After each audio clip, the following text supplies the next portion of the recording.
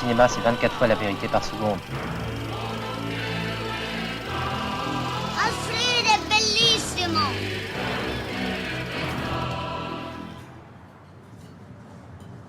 What are we gonna do? We're gonna be fine. You know, Bones ate.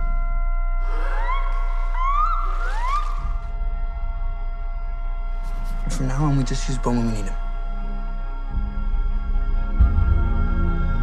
Why the fuck did you do that? That is fucking insane! Imagine you are insane!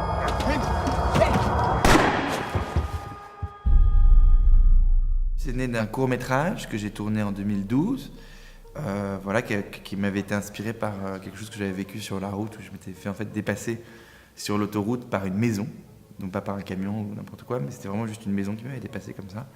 Et c'était en fait un mobil-home qui était tracté par un camion. Et à la suite de cette image, j'ai développé une histoire avec des personnages qui étaient tiraillés entre à la fois un besoin comme ça, un peu instinctif de liberté, et en même temps une sorte de nécessité de trouver un foyer. Tout le monde me posait la question au festival après la projection du film: qu'est-ce qui leur arrive aux personnages une fois que le mobil-home s'arrête, qu'est-ce qu'ils deviennent, etc. Et c'est vrai que moi j'avais pas tellement répondu à cette question, même pour moi, quoi. Je m'étais pas vraiment, je savais pas ce qui leur arrivait. Dans ma tête, ils étaient libres, mais voilà, vers quel nouveau lendemain ils se décident, je savais pas du tout, quoi. Et en fait, j'ai rencontré des producteurs qui m'ont donné la possibilité de continuer à écrire.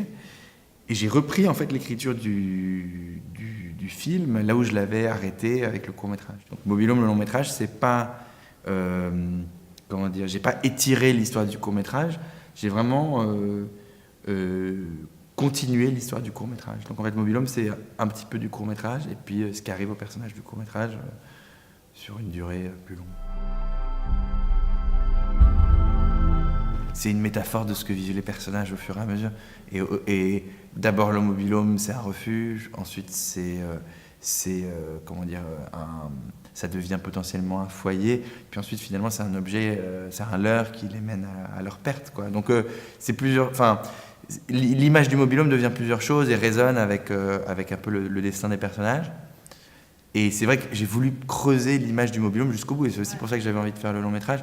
Je voulais aller en fait, assez naturellement dans l'écriture. Ensuite, je me suis dit, j'ai envie d'aller à la genèse du mobil-home. C'est où? On a tourné dans une des plus grandes usines de mobil-home d'Amérique, où là, on voyait vraiment la structure, presque les os du mobil-home.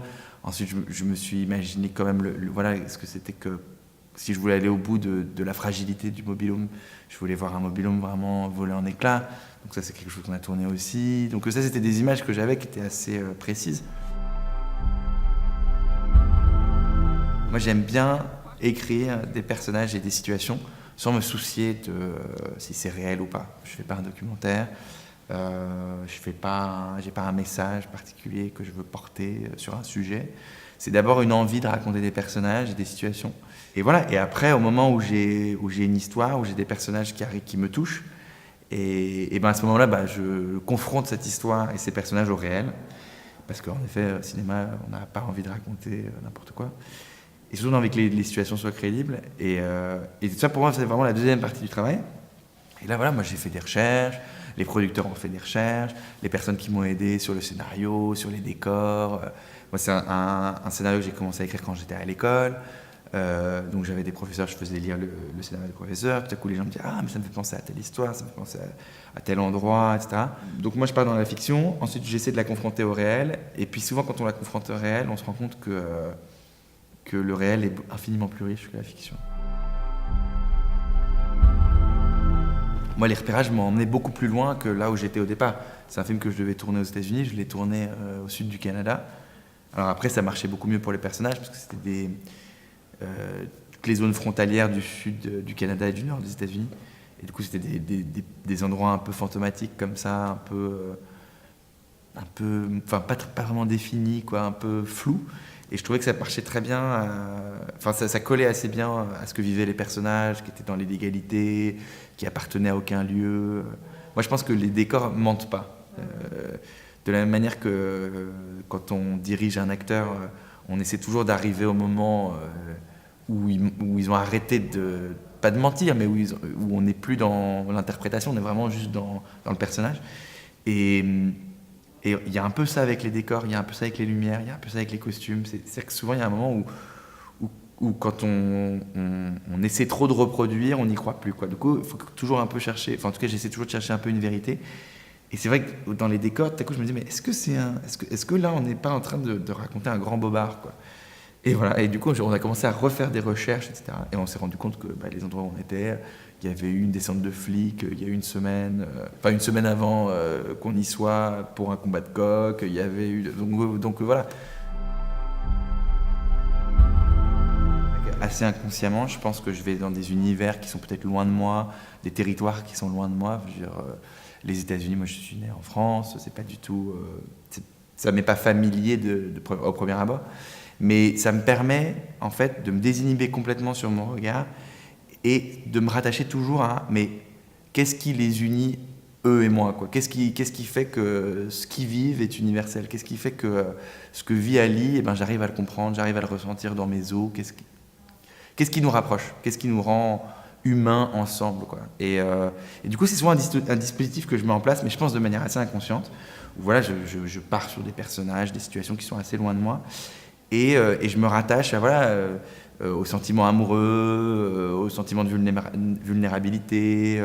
Qu'est-ce que c'est d'être jeune et d'avoir peur des attaches familiales. Qu'est-ce que c'est... Enfin, toutes ces choses-là, c'est des thèmes, je pense, qui sont assez universels. Elle avait joué un film de Bogdanovich que j'avais vu. Elle avait joué dans un film de Terrence Malick qui s'appelait Knights of Cups. Et elle avait joué dans pas mal de comédies. Et je connaissais son travail, mais je n'avais pas forcément pensé à elle. Et c'est notre directrice de casting, américaine, qui s'appelle Susan Shopmaker, qui m'a dit, mais Imogen, elle recherche ce type de rôle-là, ce serait super, essaye de la rencontrer. Et elle a organisé une rencontre et on s'est vus. On s'est très très bien entendus. Et puis ce qui m'a beaucoup plu chez elle, c'est qu'elle elle a beaucoup d'autodérision. Et ça m'a vachement plu. On n'arrêtait pas de parler de Gelsomina dans La Strada, le film de Fellini, mais le personnage de Giulietta Massina, comme ça, qui vit des choses très très dures, mais qui arrive à en rire. Et du coup, on a pas mal parlé. Et pendant les quelques mois qu'on suivi notre rencontre et les recherches de financement et de préparation du film, on a beaucoup parlé, on s'est beaucoup envoyé de... Moi, j'envoie beaucoup de photos parce que j'adore la photographie, surtout américaine contemporaine. Du coup, j'envoie des choses de Marie-Hélène Mack, de Todd Ido, de Larry Sultan, qui est un photographe que j'adore, de Brendan Kennelly. Et du coup, je lui envoyais beaucoup de choses, moi, qui m'inspiraient ou qui inspiraient pour moi les personnages, où je retrouvais des choses des personnages. Donc des photographies, de la musique, des textes, etc. Et on a comme ça, on nourrit une sorte d'échange tous les deux pendant plusieurs mois.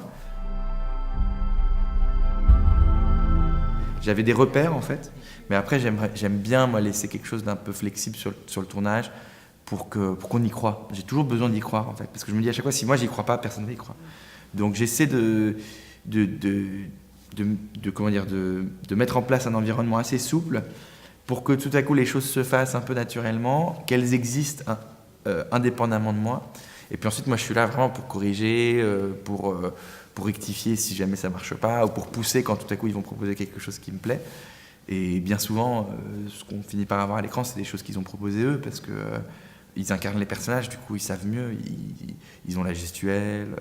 Enfin, c'est ça qui est super beau, c'est le moment où tout à coup, en fait, le comédien devient le personnage, et moi je suis juste spectateur de ce qui est devenu le personnage, et donc le personnage et moi, on travaille ensemble pour essayer de raconter l'histoire du scénario le mieux possible.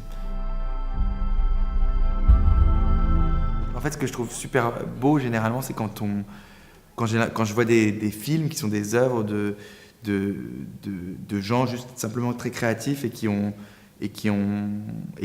se sont exprimés au travers du médium film et qui ensuite trouvent une résonance auprès des autres. Et je pense que pour être créatif, il faut arriver à être assez indépendant.